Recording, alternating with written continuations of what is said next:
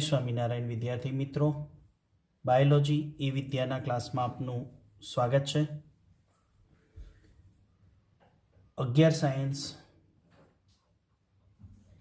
Chapter 9 બાયોમોલેક્યુલર જૈવિક અણુઓ, એમાં આપણે લિપિડ વિશે શીખ્યા.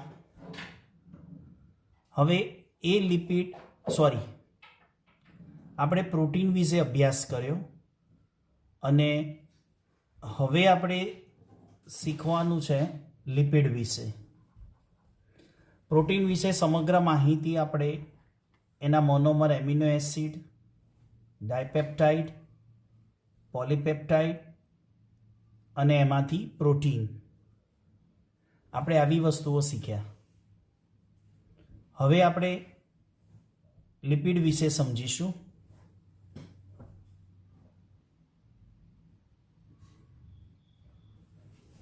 એમાં ફેટી એસિડ સંબંધિત સંયોજનનું વિષમ જાતીય જૂથ છે. કયું જૂથ છે? ફેટી એસિડ લિપિડના બંધારણમાં છે. એ ફેટી એસિડ સંબંધિત સંયોજનનું વિષમ જાતીય જૂથ છે. હવે એ લિપિડનો અણુભાર કેટલો છે? 800 ડાલ્ટનથી ઓછો છે. અને આપણે 800થી ઓછો અણુભાર ધરાવતા હોય એને આપણે ક્યાં મૂકી શકીએ? સૂક્ષ્મ જૈવ અણુઓમાં. પણ આપણે લિપિડને ક્યાં મૂકીએ છીએ? બૃહદ અણુમાં. એક અપવાદ છે. લિપિડમાંથી ખૂબ જ ઊંચા પ્રમાણમાં શક્તિ મુક્ત થાય છે. એટલે કે લિપિડમાંથી આપણને ઊંચા પ્રમાણમાં શક્તિ મૂલ્ય મળે. એનો અર્થ કે 1 ગ્રામ ભાખરી ખાઓ, એની સાથે એની કમ્પેરમાં તમે 1 ગ્રામ માખણ ખાઓ તો 1 ગ્રામ ભાખરીમાંથી જેટલી શક્તિ મુક્ત કરે, જેટલી શક્તિ મુક્ત થાય એનાથી બમણી શક્તિ 1 ગ્રામ માખણની ગોટીમાંથી થાય. 1 ગ્રામ ભાખરીમાંથી જેટલી શક્તિ મુક્ત થાય એનાથી બમણી શક્તિ, 1 ગ્રામ ભાખરીમાંથી જેટલી શક્તિ મુક્ત થાય એનાથી બમણી શક્તિ 1 ગ્રામ માખણની ગોટીમાંથી થાય. એટલે કાર્બોહાઈડ્રેટ અને પ્રોટીન કરતાં લિપિડમાંથી બમણા કરતાં વધારે શક્તિ મળે છે. કેટલી? બમણા કરતાં વધારે શક્તિ મળે. લિપિડ છે એ પાણીમાં ઇનસોલ્યુબલ છે. યાદ રાખવાનું, લિપિડ પાણીમાં અદ્રાવ્ય છે. કેવી રીતે? એક ટેસ્ટ ટ્યુબ લેવાની, કસનળી તો જોઈ જશે ને. એ કસનળીમાં 5 ml પાણી લેવાનું અને એની અંદર 1 ml જેટલું તેલ નાખવાનું, કોઈ પણ સાદું તેલ. અને પછી કસનળીની ઉપર, ટેસ્ટ ટ્યુબની ઉપર અંગૂઠો દબાવવાનો. એ અંગૂઠો દબાવી અને કસનળીમાં રહેલું દ્રાવણ જે ભેગું થયું એને હલાવીએ, શેક કરીએ તો તેલ અને પાણી બે મિક્સ થઈ જશે. પણ 5 મિનિટની અંદર તેલ અને પાણી છૂટું પડી જશે. મેક્સિમમ 5 મિનિટમાં તેલ અને પાણી છૂટું પડી જશે. એનો અર્થ એવો થયો કે તેલ પાણીમાં અદ્રાવ્ય છે, લિપિડ પાણીમાં અદ્રાવ્ય છે. પણ જ્યારે લિપિડને કાર્બનિક દ્રાવકો એટલે કે કાર્બનિક organic soluble, ether, note down, ether, benzene, chloroform, toluene અને કાર્બન ટેટ્રાક્લોરાઇડ, આ બધા ઓર્ગેનિક સોલ્યુબલો છે, કાર્બનિક દ્રાવકો છે. એમાં કોઈ પણ પ્રકારનું લિપિડ, કોઈ પણ પ્રકારનું તેલ, ઘી, માખણ, આ બધું ઇથર, બેન્ઝીન, ક્લોરોફોર્મ, ટોલ્યુઇન અને કાર્બન ટેટ્રાક્લોરાઇડમાં ઓગળી જાય, દ્રાવ્ય છે. ટૂંકમાં કહેવાનો અર્થ લિપિડ એ પાણીમાં અદ્રાવ્ય છે, જ્યારે કાર્બનિક દ્રાવકોમાં દ્રાવ્ય છે. આ સામાન્ય રીતે લિપિડના ગુણધર્મો થયા. હવે આપણે જોઈશું લિપિડનું બંધારણ. લિપિડનું બંધારણ. લિપિડમાં શું આવેલું છે? જેમ સમજાયું હતું કે પ્રોટીનમાં એમિનો એસિડ આવેલા છે. એમિનો એસિડની ચેઇન એટલે પ્રોટીન. અહીંયા લિપિડ એટલે શું? તો લિપિડમાં આલ્કોહોલ અને ફેટી એસિડ આવેલો છે. શું આવેલો છે? લિપિડમાં આલ્કોહોલ અને ફેટી એસિડ. આલ્કોહોલ અને ફેટી એસિડ બે ભેગા થાય એટલે લિપિડ બને. એમાં પહેલા આપણે નજર કરીશું આલ્કોહોલ ઉપર. આલ્કોહોલ એ શું છે? હાઇડ્રોક્સિલ સમૂહ. કેમેસ્ટ્રી પ્રમાણે OH એટલે શું? કેમેસ્ટ્રીમાં તમને કેમેસ્ટ્રીના સરે સમજાવ્યું હશે કે OH એટલે શું? OH એટલે હાઇડ્રોક્સિલ સમૂહ, જેને આલ્કોહોલ કહેવાય. એ હાઇડ્રોક્સિલ સમૂહ ધરાવતો હાઇડ્રોકાર્બન છે. OH સમૂહ ધરાવતો હાઇડ્રોકાર્બન. લિપિડના બંધારણમાં આલ્કોહોલનો એક અણુ હાજર હોય.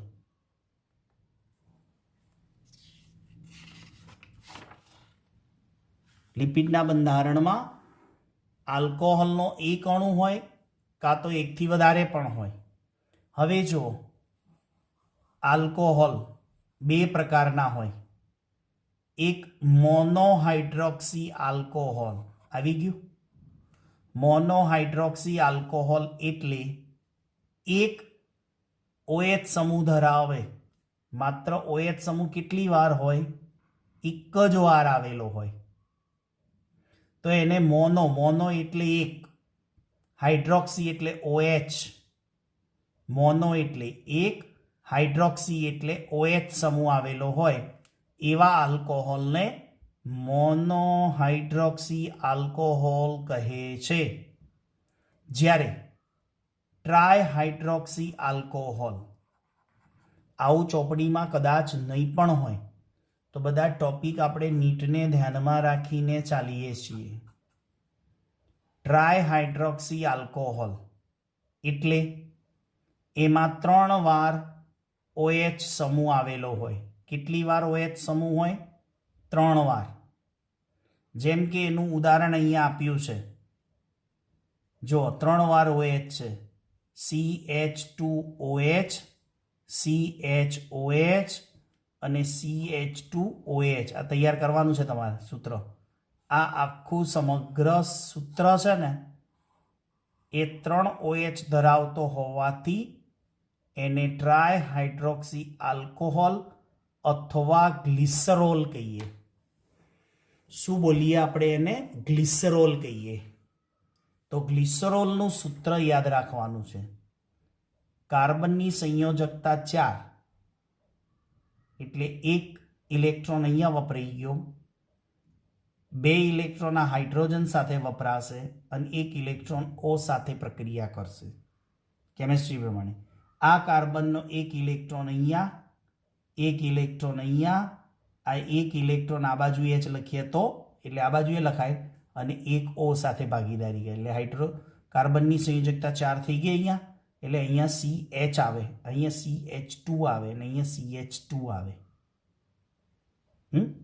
આ ગ્લિસરોલનું સૂત્ર થયું, એટલે ટ્રાયહાઇડ્રોક્સી આલ્કોહોલ.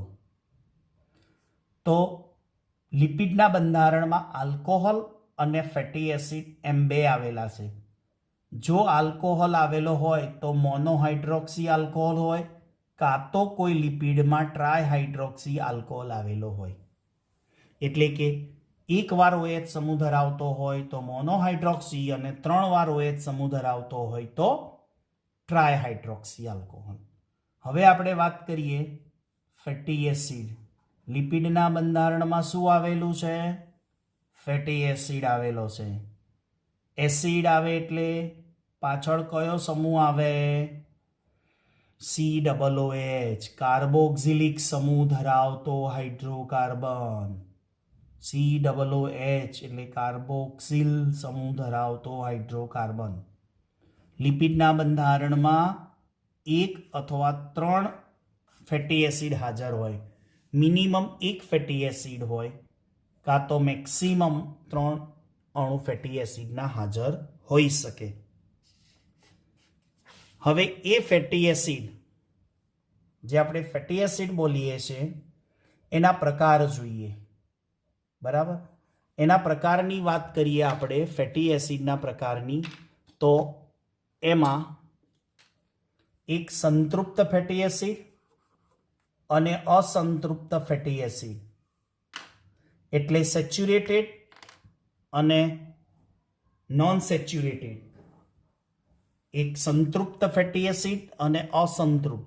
સેચ્યુરેટેડ કેમ કહેવાય અને નોન સેચ્યુરેટેડ કેમ કહેવાય? તો એનો એક મેઇન ડિફરન્ટ તમને યાદ કરાવી દઉં, અથવા તો 10મામાં આવી ગયું હોય પણ 11thની અંદર કેમેસ્ટ્રીમાં આવી હોય, પણ આપણે અહીંયાનો બેઝિક કોન્સેપ્ટ લઈ લઈએ સેચ્યુરેટેડ અને નોન સેચ્યુરેટેડ, સંતૃપ્ત અને અસંતૃપ્ત ફેટી એસિડનો. ઓર્ગેનિક કેમેસ્ટ્રીમાં એવું આવે કે કાર્બન કાર્બન કાર્બન કાર્બનની લાંબી શૃંખલા બને, પણ કાર્બન કાર્બન બધા જ કાર્બન, ગમે તેટલા કાર્બન હોય, 8 કાર્બન હોય, 10 હોય, 15 હોય કે 16 હોય, પણ દરેક કાર્બનની વચ્ચે સિંગલ બોન્ડ હોય. તમે બંધ શીખ્યા છો ને, સહસંયોજક બંધ.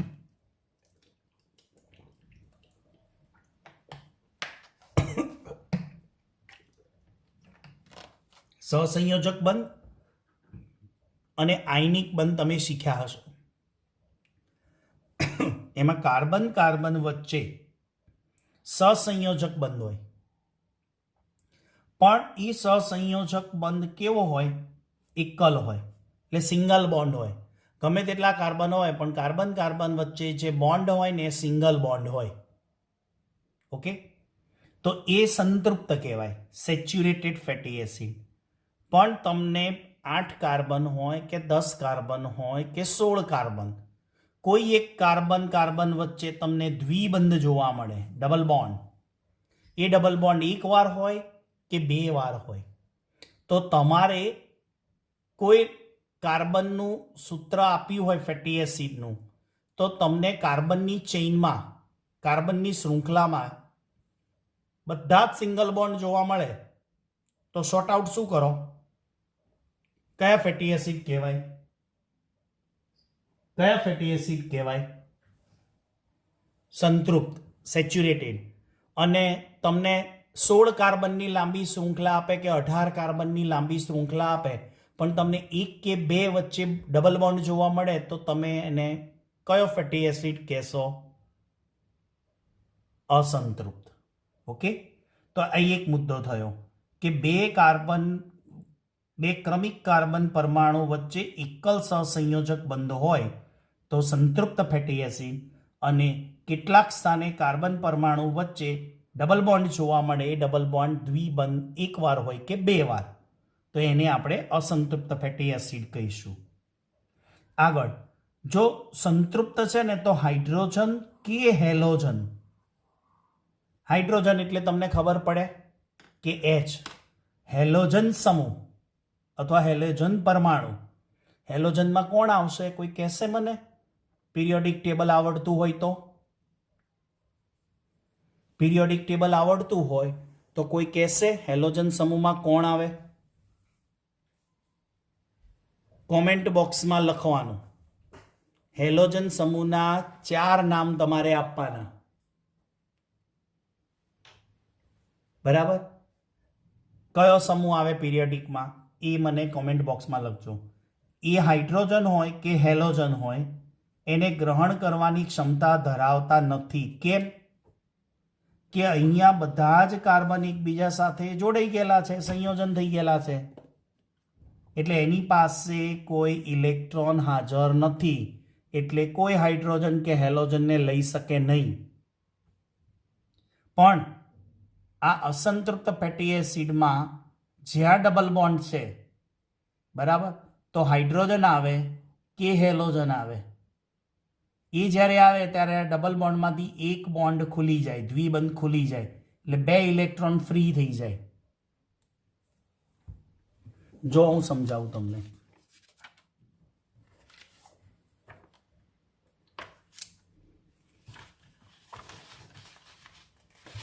એક જ મિનિટ. અહીંયા જુઓ, આ carbon carbon carbon carbon carbon carbon, તો અહીંયા કોણ હોય? આ બધા હાઇડ્રોજન છે, રાઈટ. ત્યારે જ્યારે તમને આવું બંધારણ મળે ને, ત્યારે તમે એને શું કહી શકો? સંતૃપ્ત ફેટી એસિડ. ઓકે. હવે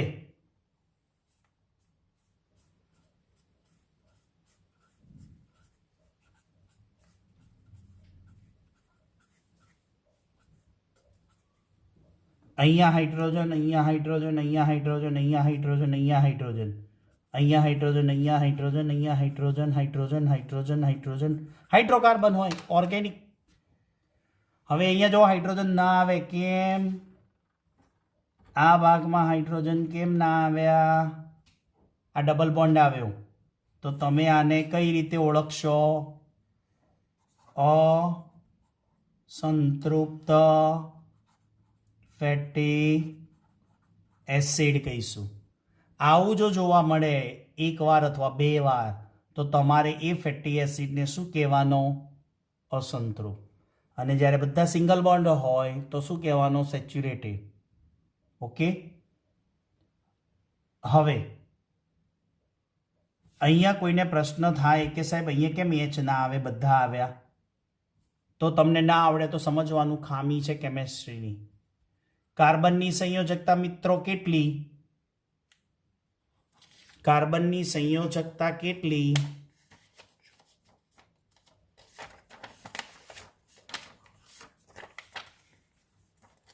કાર્બનની સંયોજકતા 4.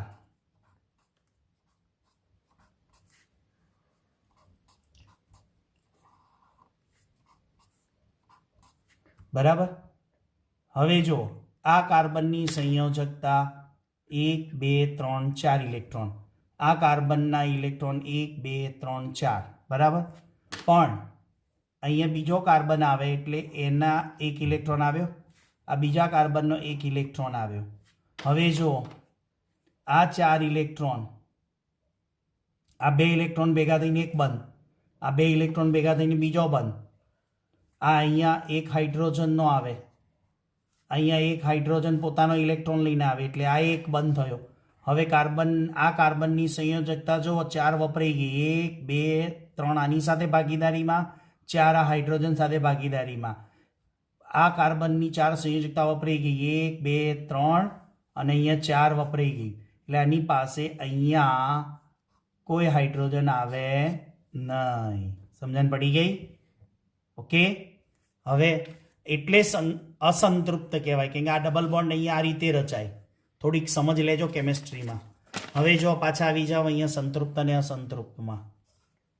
હવે મારે તમને એ સમજાવું તો કે હાઇડ્રોજન અને હેલોજન ગ્રહણ કરી શકે.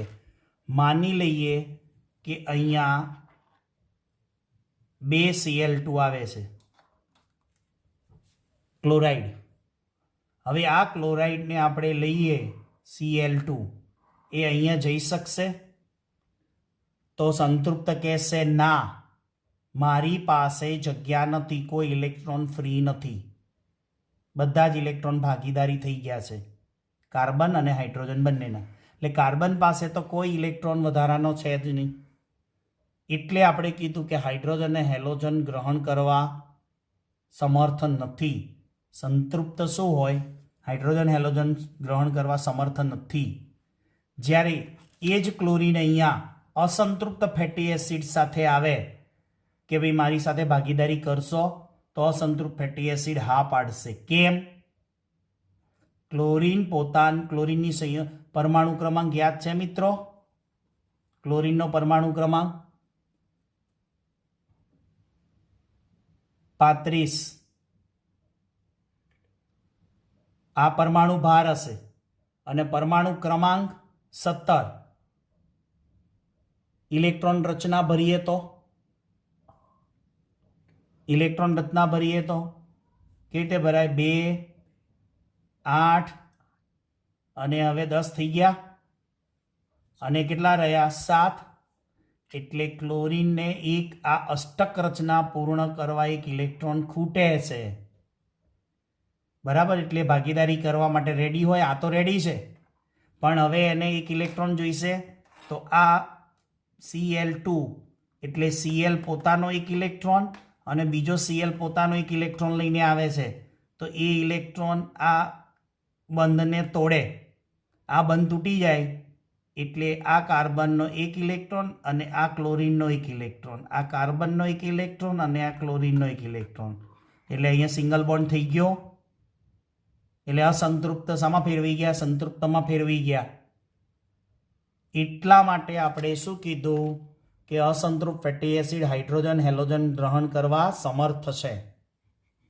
સામાન્ય સૂત્ર શું આવે આનું? CH3 CH2N, N કોઈ પણ વાર હોય અને છેલ્લે એસિડ છે એટલે COOH. અહીંયા CH3 CH2 CH double bond છે એટલે CH2COOH. સામાન્ય સૂત્ર. તફાવત કરજો, ના ખ્યાલ આવે તો ઝૂમ ઉપર મને પૂછી જોજો. હવે જો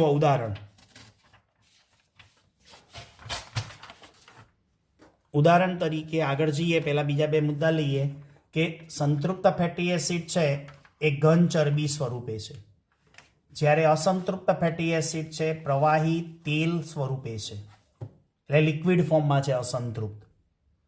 હવે આ સોલિડ સ્વરૂપે છે સંતૃપ્ત. હવે કાર્બન પરમાણુની સંખ્યાને આધારે આપણે જઈએ તો ટૂંકી શૃંખલાવાળા અને લાંબી શૃંખલાવાળા, એટલે શોર્ટ ચેન અને લોંગ ચેન આવું છે નહીં, પણ નીટમાં છે એટલે આખું આ નીટ પ્રમાણે જ ચાલીશું. ટૂંકી શૃંખલા કહેશે અને લાંબી શૃંખલા કહેશે. શું છે? તો ટૂંકી શૃંખલા એટલે મિનિમમ 2 કાર્બનની શૃંખલા હોય અને મેક્સિમમ 8 કાર્બન. 2 થી 8 કાર્બનની ચેન હોય એટલે કે શું? કાં તો 2 કાર્બનની ચેન હોય, કાં તો 1 2 3 4 5 6 7 8. અહીંયા કેટલા કાર્બન થયા? 2 3 4 5 6 7 8. તો આ મિનિમમ 2 અને મેક્સિમમ 8 કાર્બન ધરાવતી શૃંખલા હોય તો એને શું કહેવાય? ટૂંકી શૃંખલા ધરાવતા. બરાબર. જ્યારે લાંબી શૃંખલાવાળા કેવા હોય? મિનિમમ 8 થી મેક્સિમમ 16 કાર્બન સુધીના. 8 થી વધારે કાર્બન 16 હોય, 18 હોય, 19 હોય, 20 હોય, મિનિમમ 8 અને મેક્સિમમ ઘણા બધા કાર્બન હોય તો એને લાંબી શૃંખલા કહેવાય. એટલે ટૂંકી શૃંખલા શોર્ટ ચેઇન અને લોંગ ચેઇન વાળા ફેટી એસિડ એટલે શું? તો શોર્ટ ચેઇનની અંદર 2 થી 8 કાર્બનની ચેઇન હોય અને લોંગ ચેઇન હોય, લાંબી શૃંખલા હોય તો એમાં 8 થી વધારે હોય.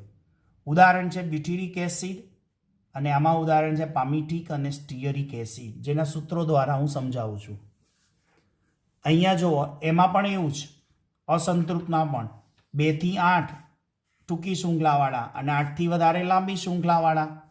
ટૂંકી શૃંખલાવાળા 2 થી 8 છે એનું ક્રોટોનિક એસિડ અને લાંબી શૃંખલા ધરાવતા છે એ અસંતૃપ્ત છે ઓલિક એસિડ. તો આ તમારે સરસ મજાનો એક જ પાનામાં આવી જાય એવી રીતે સંતૃપ્ત અને અસંતૃપ્ત ફેટી એસિડનો તફાવત બનાવજો. હું ઉદાહરણ સમજાવું એના દ્વારા તમને થોડોક આઈડિયા આવશે. અહીંયા જોવો ઉદાહરણ. પામિટિક એસિડ. પામિટિક એસિડ કેટલા કાર્બન ધરાવે છે મિત્રો? 16. તો કઈ ચેઇન કહેવાય? Long chain. પણ એ લોંગ ચેઇનની અંદર અહીંયા ક્યાંય તમને ડબલ બોન્ડ જોવા મળતો નથી. એટલે આ સૂત્ર કોનું થયું? પામિટિક એસિડનું. CH3 CH2 કેટલી વાર? 14 વાર લખવાના અને છેડે શું આવે? COOH એટલે એસિડ. સ્ટીઅરિક એસિડ, તો આ કયો એસિડ થયો? સંતૃપ્ત ફેટી એસિડ. સ્ટીઅરિક એસિડ એમાં C18 છે. ટોટલ કાર્બન કેટલા? 18. તો લાંબી ચેન થઈ કે ટૂંકી? લોંગ કે શોર્ટ ચેન? Long chain. એમાં પણ જો એક બાજુ CH3 અને બીજી બાજુ COOH એટલે એસિડ તો થયો જ, પણ એમાં CH2 કેટલી વાર? 16 વાર. તો આ આપણને કયો ફેટી એસિડ મળે મિત્રો? સ્ટીઅરિક. આમાં ક્યાંય ડબલ બોન્ડ નથી, તો કયો કહેવાય? સંતૃપ્ત ફેટી એસિડ. હવે એક સૂત્ર લઈએ, ઓલિક એસિડ. ઓલિક એસિડમાં આખું સૂત્ર લખ્યું છે, પણ એમાં અહીંયા શું જોવા મળે છે? દ્વિબંધ આવી ગયો. હવે આ દ્વિબંધ આવી ગયો એટલે કયો ફેટી એસિડ હશે? અસંતૃપ્ત ફેટી એસિડ હશે. પણ અહીંયા CH3 CH2 કેટલી વાર? 7 વાર. પછી CH ડબલ બોન્ડ CH2 7 વાર અને COOH કેટલી વાર? 1. એ તો એક જ હોય એટલે અસંતૃપ્ત, કેમ કે અહીંયા ડબલ બોન્ડ છે ને એટલે. હવે તમને પ્રશ્ન થશે, સાહેબ 18 કઈ રીતે? અહીંયા કાર્બન 16 કેવી રીતે? જો આમાં CH2 આવ્યો, એ મેં કેટલી વાર કીધા? 14. એટલે આમાં કાર્બન કેટલા? 14. આ CH3 માં કાર્બન કેટલો? 15. અને આમાં 1 એટલે 16. આમાં 18 કેવી રીતે? 7 અને 7 14. 15 16 17 અને 18. એટલે આપણે અહીંયા લખ્યું ટોટલ C18. તો આ ઉદાહરણો છે. આ ઉદાહરણ કયું થયું? અસંતૃપ્તનું. અને આ બે ઉદાહરણ કયા થયા? સંતૃપ્ત ફેટી એસિડ. તો મિત્રો, આ વિડીયો દ્વારા આપણે લિપિડનું બંધારણ જોઈ ગયા. તો લિપિડના બંધારણમાં શું આવ્યું? આપણી સમરી શું આવે લિપિડના બંધારણની? ફેટી એસિડ અને આલ્કોહોલ. ફેટી એસિડ વત્તા આલ્કોહોલ, આ બે ભેગા થઈને શું બનાવે? લિપિડ બનાવે. પછી એમાં ફેટી એસિડ કયા પ્રકારના વપરાય? કાં તો સંતૃપ્ત કાં તો અસંતૃપ્ત. તો આ વિડીયો દ્વારા આપણે લિપિડનું બંધારણ શીખ્યા. ખાસ નીટ પ્રમાણે આ ટોપિકને પણ તૈયાર કરવાનો છે, એટલે આપણે ડેપ્થમાં સમજાયો છે, ડીપમાં સમજાયો છે. તો બધા લિપિડનું બંધારણ સુવ્યવસ્થિત રીતે તૈયાર કરજો. તો નેક્સ્ટ વિડીયો સુધી સૌ વિદ્યાર્થી મિત્રોને જય સ્વામિનારાયણ.